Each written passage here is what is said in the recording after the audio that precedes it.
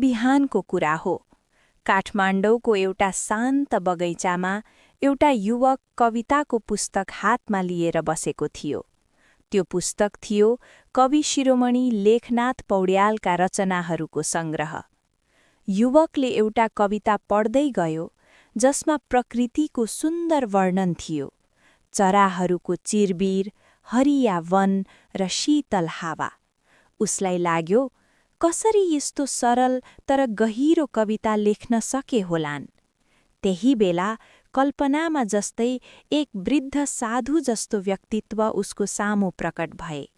उनले मन्द मुस्कान गर्दै भने, "म नै लेखनाथ हुँ।" युवक अचम्म पर्यो। "हजुर, तपाईँ त नेपाली साहित्यका महान कवि?" लेखनाथले शान्त स्वरमा भने, "मेरो जीवन कुनै दरबारको विलासितामा बितेन। म स्याङ्जाको अर्घौ अर्चलेमा जन्मिए विक्रम सम्वत 1941 र धेरै सङ्घर्ष गर्दै काठमाडौँ आइपुगेँ। यहाँ मैले दरबारमा काम गर्दै पनि कवितालाई कहिल्यै छोडिन।"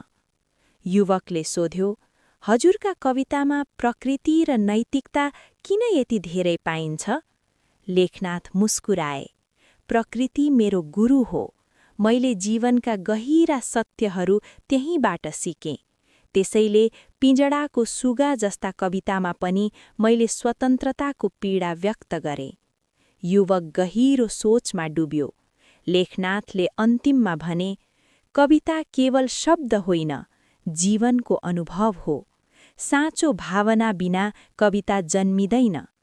त्यसपछि उनी हराए, जस्तो कि उनी कहिल्यै त्यहाँ थिएनन्। युवकले पुस्तक फेरि खोलेर पढ्न थाल्यो। अब भने उसलाई हरेक शब्दमा जीवनको गन्ध आउन थालेको थियो।